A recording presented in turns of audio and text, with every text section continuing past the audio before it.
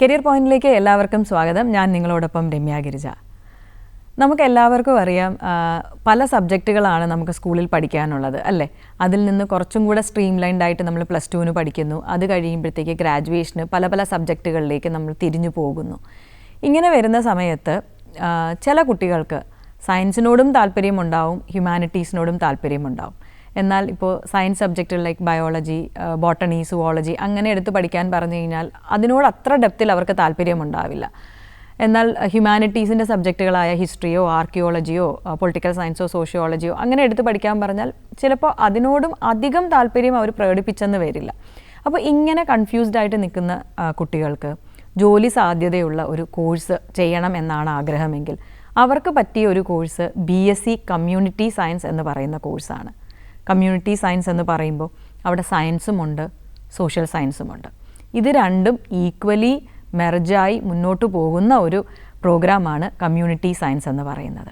ഈ പ്രോഗ്രാമിനെ കുറിച്ച് അധികം ആരും കേട്ടിട്ടുണ്ടാവാൻ സാധ്യതയില്ല. കാരണം നമ്മൾ സാധാരണഗതിയിൽ ബാക്കിയുള്ള പ്രോഗ്രാംസിന് കിട്ടുന്ന അത്രയും ഒരു ഹൈപ്പോ അല്ലെങ്കിൽ ആ ഒരു പ്രൊമോഷനോ ഈ പറയുന്ന പ്രോഗ്രാമിന് കിട്ടുന്നതായിട്ട് എനിക്ക് തോന്നിയിട്ടില്ല. പക്ഷേ എന്നാൽ ജോലി സാധ്യത ഉള്ള ഒരു കോഴ്സാണ് ഈ BSc കമ്മ്യൂണിറ്റി സയൻസ് എന്ന് പറയുന്നത്. ഇന്ത്യയിലെ പല ടോപ്പ് യൂണിവേഴ്സിറ്റീസിലും പല ടോപ്പ് കോളേജസിലും ഈ പറയുന്ന പ്രോഗ്രാമുണ്ട്. BSc മാത്രമല്ല, MSc ആയിക്കോട്ടെ, ഇനി കമ്മ്യൂണിറ്റി സയൻസിൽ തന്നെ PhD ചെയ്യാനായിക്കോട്ടെ ഒരുപാട് അവസരങ്ങൾ ഇന്ന് ടോപ്പ് യൂണിവേഴ്സിറ്റീസിലുണ്ട്. ഇതുകൂടാതെ പ്രൈവറ്റ് യൂണിവേഴ്സിറ്റീസും ഈ കോഴ്സ് പ്രൊവൈഡ് ചെയ്യുന്നുണ്ട്. അതല്ലാതെ ഡിപ്ലോമ കോഴ്സസും ഈ ഒരു മേഖലയിൽ പ്രൊവൈഡ് ചെയ്യുന്നുണ്ട്. സോ ഏത് ലെവലിലായിരുന്നാലും ഈ പറയുന്ന മേഖലയിൽ നമ്മൾക്ക് കോഴ്സുകൾ എടുത്ത് പഠിക്കാനായിട്ട് സാധിക്കും. ഈ കമ്മ്യൂണിറ്റി സയൻസ് എന്ന് കേൾക്കുന്ന സമയത്ത് പല ആൾക്കാരും ഇത് ഹോം സയൻസുമായിട്ട് മിക്സ് ചെയ്ത് വിചാരിക്കാറുണ്ട്. പണ്ട് ജനറലായിട്ടൊരു ഹോം സയൻസ് എന്ന് പറയുന്ന ഒരു കാറ്റഗറിയിൽ തന്നെയാണ് ഈ പറയുന്ന ഇതും വന്നിരിക്കുന്നത്. പക്ഷേ ഇന്ന് ഒരു മോഡേൺ യുഗത്തിൽ അത് ഒരുപാട് ഇവോൾവ് ഒരു കമ്മ്യൂണിറ്റി സയൻസ് എന്ന് പറയുന്ന ഒരു സ്പെഷ്യൽ മേഖലയായി മാറിയിരിക്കുകയാണ്. ഏറ്റവും കൂടുതലും ഹെൽത്ത് ഡിപ്പാർട്ട്മെൻറ്റ്സിലാണ് ഈ പറയുന്ന ആൾക്കാരുടെ ഒരു പ്രവർത്തന മേഖല എന്ന് പറയുന്നത്. ഇതുകൂടാതെ ഇന്ന് വലിയ വലിയ കമ്പനീസ്, നമ്മൾ ഇന്ന് കാണുന്ന ടെക്നോളജിക്കലി ഡ്രിവൺ ആയിട്ടുള്ള വലിയ കമ്പനീസ്, വലിയ CSR ഫണ്ടുകളുള്ള കമ്പനീസിലൊക്കെ ഈ കമ്മ്യൂണിറ്റി സയൻസ് പഠിച്ചു കഴിഞ്ഞ ആൾക്കാരെ റിക്രൂട്ട് ചെയ്യാറുണ്ട്. അവരുടെ ഫണ്ട് എങ്ങനെയാണ് മാനേജ് ചെയ്യുക, അവരുടെ ഫണ്ട് എങ്ങനെയാണ് ഒരു കമ്മ്യൂണിറ്റി ഡെവലപ്മെൻറ്റിന് വേണ്ടി ഉപയോഗിക്കുക എന്നിങ്ങനെയുള്ള കാര്യങ്ങൾക്ക് ഈ പറയുന്ന ആൾക്കാരെ അവർക്ക് ആവശ്യമാണ്. ഇനി BSc കമ്മ്യൂണിറ്റി സയൻസ് എടുത്ത് പഠിക്കുന്ന കുട്ടികൾ എന്താണ് പഠിക്കുന്നത്, അല്ലെങ്കിൽ എന്താണ് അവർ ജോലി ചെയ്യുന്ന മേഖല എന്ന് കൺഫ്യൂഷൻ വരാറുണ്ട്. ഈ പറയുന്ന കമ്മ്യൂണിറ്റി സയൻസ് എന്ന് പറയുന്ന ഒരു പ്രോഗ്രാം ഒരു 4 ഇയർ ഡിഗ്രി പ്രോഗ്രാമായിട്ടാണ് പല യൂണിവേഴ്സിറ്റീസും പ്രൊവൈഡ് ചെയ്യുന്നത്. ഫസ്റ്റ് ഇയർ എന്ന് പറയുമ്പോൾ ഈ പറയുന്ന ജനറലായിട്ടുള്ള എല്ലാ സബ്ജക്റ്റുകളും അവർ പഠിക്കുന്നുണ്ട്. അത് കഴിഞ്ഞാൽ ഓരോ വർഷവും അവർക്ക് സ്പെഷ്യലൈസേഷൻസ് എടുത്ത് പഠിക്കാവുന്നതാണ്. അത് HR-ലായിക്കോട്ടെ, അല്ലെങ്കിൽ കമ്മ്യൂണിറ്റി ഡെവലപ്മെൻറ്റിലായിക്കോട്ടെ, അത് സോഷ്യൽ വർക്കുമായി ബന്ധപ്പെട്ടായിക്കോട്ടെ, മെഡിസിനുമായി ബന്ധപ്പെട്ടായിക്കോട്ടെ, മെഡിക്കൽ കെയറുമായി ബന്ധപ്പെട്ടായിക്കോട്ടെ. അപ്പം ഇതിലൊക്കെ സ്പെഷ്യലൈസേഷൻ ചെയ്യാനായിട്ടുള്ള ഒരു ഓപ്പർച്യൂണിറ്റി അവർക്കുണ്ട്. നമുക്കെല്ലാവർക്കും അറിയാം, ഒരു സമൂഹം നന്നാവണമെന്നുണ്ടെങ്കിൽ അതിൽ ഫാമിലിയിൽ നിന്ന് തന്നെ ആയിരിക്കണം അതിൻ്റെ ഒരു തുടക്കം. അപ്പം ഫാമിലിയിൽ നിന്ന് എന്തെങ്കിലും ഒരു കാര്യം തുടങ്ങണമെന്നുണ്ടെങ്കിൽ ഏറ്റവും മുൻപന്തിയിൽ നമ്മൾ നിൽക്കുന്ന കാര്യം എന്താണ്? നമ്മൾ പറയും കാശാണ് എന്നല്ലേ? ഒരിക്കലുമല്ല, ആരോഗ്യമാണ്. അപ്പം ഈ ആരോഗ്യം എങ്ങനെ നിലനിർത്താം, അല്ലെങ്കിൽ ഈ പറയുന്ന ഒരുപാട് കമ്മ്യൂണിക്കബിൾ ഡിസീസസ് ഉണ്ട്, അല്ലെങ്കിൽ എന്താ പറയുന്ന നമുക്കൊരു ഹൈജീൻ ഇതുമായി ബന്ധപ്പെട്ട ഒത്തിരി ഇഷ്യൂസ് വരാറുണ്ട്. അപ്പം ഇങ്ങനെയുള്ള കാര്യങ്ങളൊക്കെ എങ്ങനെയാണ് ആൾക്കാരിലേക്ക് എത്തിക്കുന്നത്, ആൾക്കാരെ എങ്ങനെയാണ് അവെയർ ആക്കുന്നത്? നമുക്കറിയാം, പോളിയോ ഫ്രീ ആണ് എന്ന് പറഞ്ഞ് പല കൺട്രീസും ഡിക്ലെയർ ചെയ്യുമ്പോൾ അതൊരു ഡോക്ടറിൻ്റെ എഫേർട്ടാണോ? അല്ല. അതൊരു നഴ്സിൻ്റെ എഫേർട്ടാണോ? അല്ല. ഒരു ജോയിൻ്റ് ആയിട്ടുള്ളൊരു എഫേർട്ടാണ്.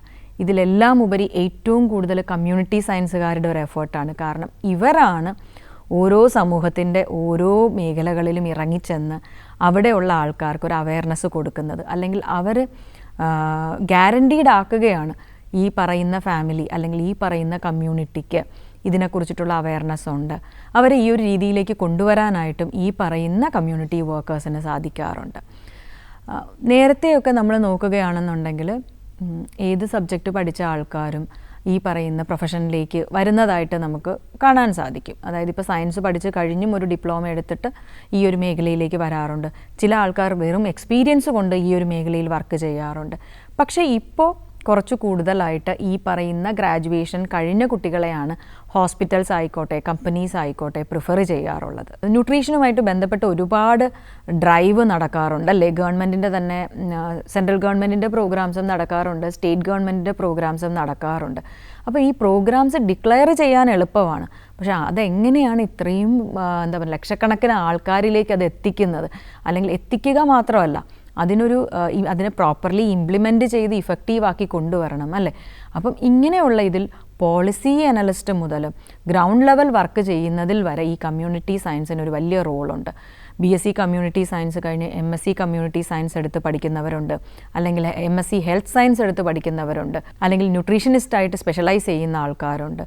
സോ ഈ കമ്മ്യൂണിറ്റി സയൻസ് എന്ന് പറയുന്ന സബ്ജക്റ്റ് പഠിക്കുമ്പോൾ തന്നെ സ്പെഷ്യലൈസേഷൻ ഉണ്ട് എന്ന് ഞാൻ പറഞ്ഞല്ലോ. അപ്പോൾ അത് ന്യൂട്രീഷനിലാണെങ്കിലും അത് ഒരു ഡയറ്റീഷ്യൻ കോഴ്സിലാണെന്നുണ്ടെങ്കിലും അത് സ്പെഷ്യലൈസേഷൻ എടുത്ത് നമ്മൾ പഠിക്കുന്നുണ്ടെങ്കിൽ ഈ പറയുന്ന കമ്മ്യൂണിറ്റി സയൻസ് കഴിഞ്ഞ ആൾക്കാർക്ക് ഹോസ്പിറ്റൽസിലും ഈ ന്യൂട്രീഷനിസ്റ്റായിട്ടും അല്ലെങ്കിൽ ഡയറ്റീഷ്യനായിട്ടും ഒക്കെ വർക്ക് ചെയ്യാനായിട്ട് സാധിക്കും.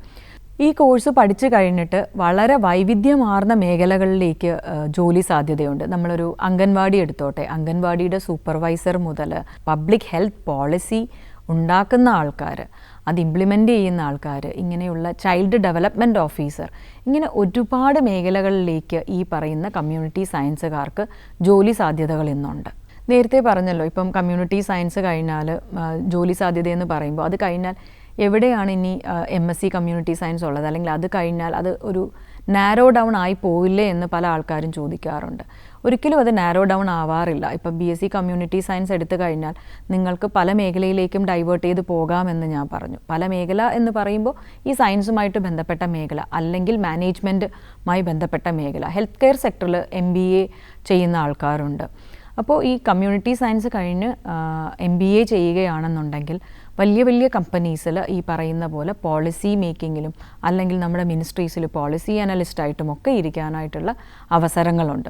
ഓരോ മിനിസ്ട്രിയുടെയും വെബ്സൈറ്റ് നിങ്ങൾ വിസിറ്റ് ചെയ്യുകയാണെന്നുണ്ടെങ്കിൽ, എസ്പെഷ്യലി വിമൺ ആൻഡ് ചൈൽഡ് അല്ലെങ്കിൽ ഹെൽത്ത് മിനിസ്ട്രി, ഇവരുടെ വെബ്സൈറ്റ് വിസിറ്റ് ചെയ്യുകയാണെന്നുണ്ടെങ്കിൽ ഈ പറയുന്ന ജോബ് ഓപ്പർച്യൂണിറ്റീസ് അവിടെ നോട്ടിഫൈ ചെയ്യാറുണ്ട്. ഈവൻ പ്രൈവറ്റ് ഓർഗനൈസേഷൻസും അവരുടെ വെബ്സൈറ്റിൽ ഈ പറയുന്ന CSR ഫണ്ടുകളുള്ള പ്രൈവറ്റ് കമ്പനീസ് നോക്കുകയാണെന്നുണ്ടെങ്കിൽ അവരും ഈ പറയുന്ന ആൾക്കാരെ ഒരുപാട് പ്രൊമോട്ട് ചെയ്യാറുണ്ട്, ജോബ് നോട്ടിഫൈ ചെയ്യാറുണ്ട്. എല്ലാവരും ഒരേ പ്രൊഫഷനിലേക്ക് പോവേണ്ട ആവശ്യകതയില്ലല്ലോ. അപ്പോൾ നമുക്ക് ഈ പറയുന്നത് പോലെ മനുഷ്യന് ഉപയോഗപ്പെടുന്ന രീതിയിൽ, അല്ലെങ്കിൽ മനുഷ്യ ജീവിതത്തിനെ മുന്നോട്ട് കൊണ്ടുപോകാനായിട്ട് ഒരു കൺട്രിയുടെ ഡെവലപ്മെൻറ്റിന് കോൺട്രിബ്യൂട്ട് ചെയ്യാൻ പറ്റുന്ന രീതിയിൽ വർക്ക് ചെയ്യാൻ സാധിക്കുന്ന ഒരു സബ്ജക്റ്റാണ് BSc കമ്മ്യൂണിറ്റി സയൻസ് എന്ന് പറയുന്നത്. അപ്പോൾ ഈ പറയുന്ന ഗ്രാമീണ മേഖലകളിൽ ഇറങ്ങിച്ചെന്ന് വർക്ക് ചെയ്യാനായിട്ട് ആഗ്രഹിക്കുന്ന കുട്ടികൾ, അതായത് ഒരു സോഷ്യൽ വർക്ക് എന്നതിലുപരി ഒരു സയൻസ് റിലേറ്റഡ് ആയിട്ടുള്ള ആൾക്കാരിലേക്ക് അവയർനെസ് എത്തിക്കാൻ വേണ്ടിയിട്ട് ആഗ്രഹിക്കുന്ന കുട്ടികൾക്ക് പറ്റുന്ന ഒരു കോഴ്സാണ് ഇത്.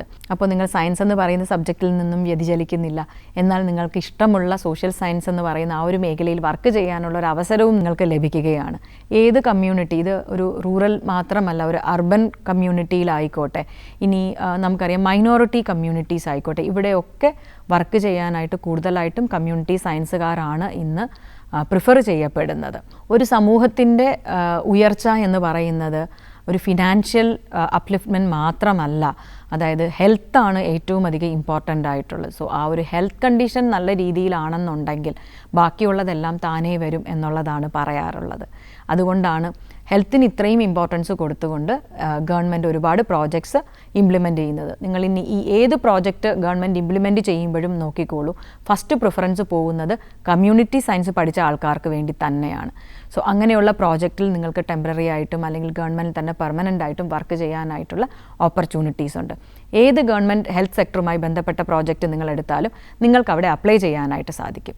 സോ കമ്മ്യൂണിറ്റി സയൻസ് എന്ന് പറയുന്ന മേഖല, അല്ലെങ്കിൽ ഈ പറഞ്ഞ പോലെ നിങ്ങൾ കൺഫ്യൂസ്ഡ് ആണ്, സയൻസ് ആണോ ഹ്യൂമാനിറ്റീസ് ആണോ എന്ന് കൺഫ്യൂസ്ഡ് ആയിട്ട് നിൽക്കുന്ന ഒരു കുട്ടിയാണെന്നുണ്ടെങ്കിൽ തീർച്ചയായിട്ടും നിങ്ങൾക്ക് ചേരുന്ന ഒരു കോഴ്സാണ് കമ്മ്യൂണിറ്റി സയൻസ് എന്ന് പറയുന്നത്.